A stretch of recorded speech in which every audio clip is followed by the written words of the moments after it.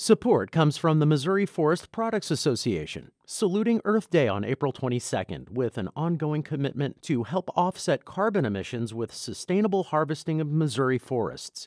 Details at choosewood.com. From the St. Louis Public Radio Newsroom, this is The Gateway. It's Wednesday, October 21st. I'm Wayne Pratt.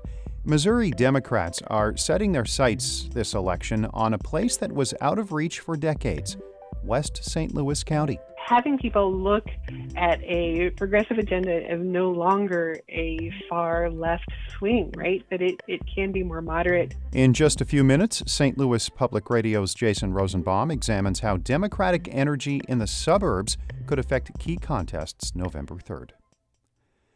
Today is the deadline for Missouri schools to apply for rapid COVID-19 antigen tests from the federal government. The state is supposed to get nearly $2 million and has set aside about half for K-12 schools.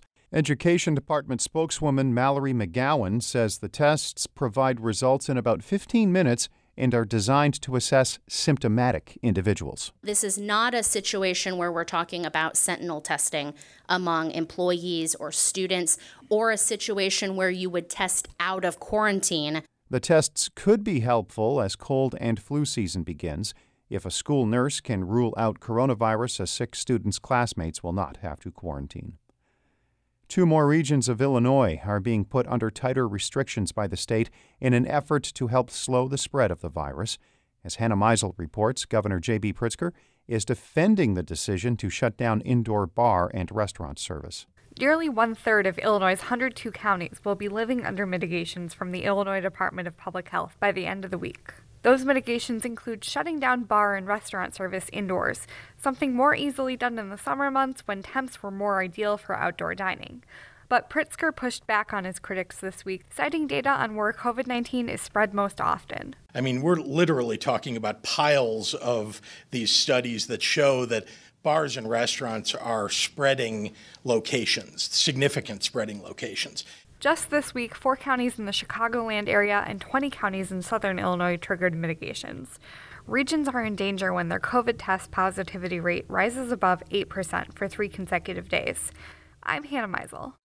New research shows Quincy made major changes to how it treats water shortly before a Legionnaire's disease outbreak at the local Illinois Veterans Home.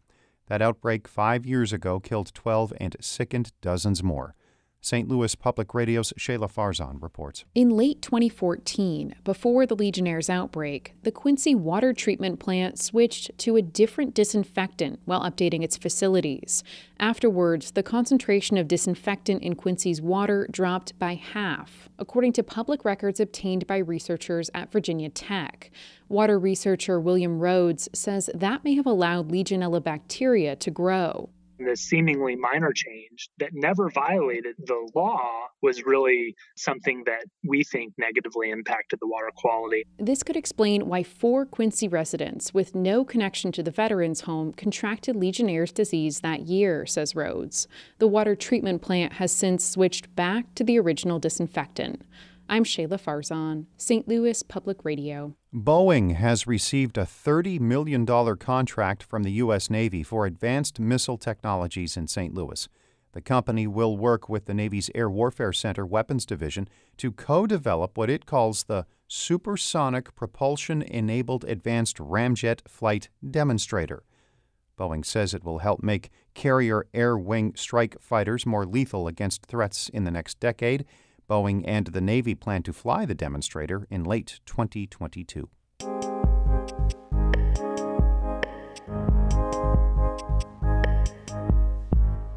Missouri Republicans have been politically dominant in nearly every part of the state since President Donald Trump's election, with one big exception, St. Louis County.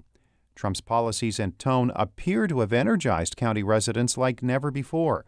St. Louis Public Radio's Jason Rosenbaum explores how Trump malaise among white suburban voters could make a big impact on this election. Sally Sandy lives close to Eureka, Missouri, one of the more Republican parts of St. Louis County. It also happens to be in the 2nd Congressional District, which is one of the most competitive U.S. House races in the nation.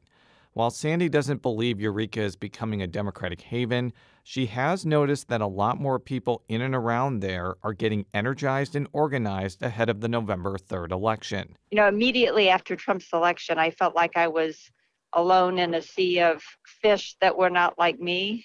And a lot of, especially women, found each other. And immediately we found that we were not alone. Sandy's observation is part of a growing body of evidence that previously Republican parts of St. Louis County are becoming more and more amenable to Democratic candidates. That's a big reason why places previously solid for the GOP, like Missouri's 2nd District, are toss-ups this year. And it's not just anecdotal. Democrats have captured state house seats in St. Louis County that were previously Republican. And as 2nd District Democratic hopeful Jill Shoup notes, people like her opponent, Congresswoman Ann Wagner, are facing much tougher races in the district that includes parts of St. Louis, St. Charles, and Jefferson counties. There are Republicans, people from both parties, who have come forward and said they are supporting me. There is a real enthusiasm for change in this district. There are a number of theories behind this political shift, primarily centering around voter disdain for Trump's policies and tone. Baldwin resident Sue Abuzide says Trump's assumption that the suburbs are lily white is wrong, especially given that western St. Louis County is becoming more racially diverse and more assertive in decrying racial injustice. More so now, people have a member of their own family who is either, of a different race or just not white, or maybe not, a white Christian, I guess I should say. And Renee Werner says Trump's presidency prompted people to re-examine Democratic policies.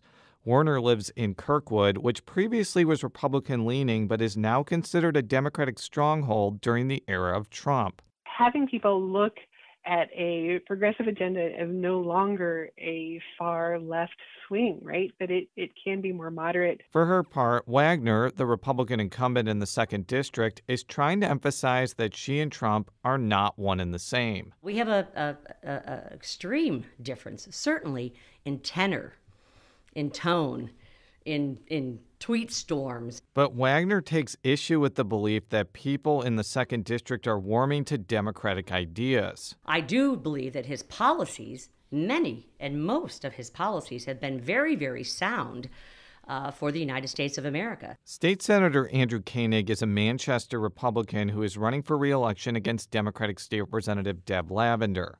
Like Wagner, he's facing a much tougher road this year, and he acknowledges that Trump is making things harder for him.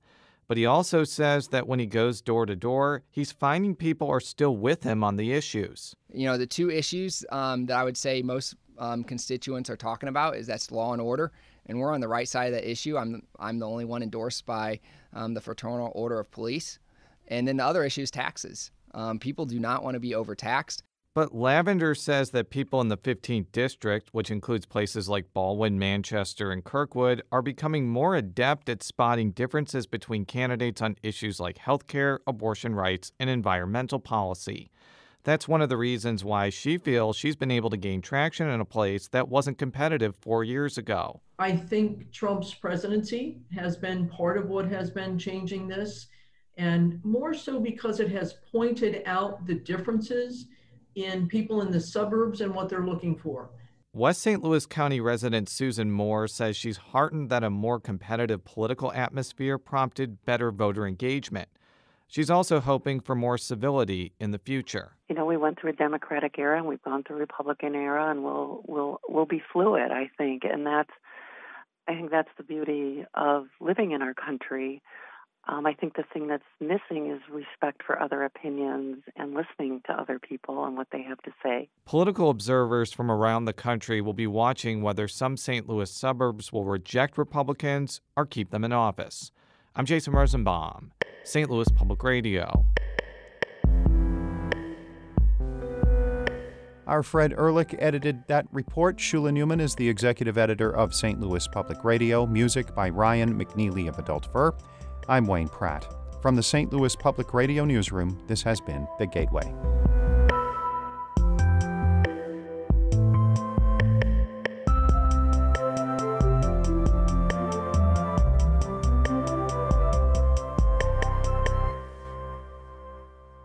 Support comes from the Missouri Forest Products Association, saluting Earth Day on April 22nd with an ongoing commitment to help offset carbon emissions with sustainable harvesting of Missouri forests.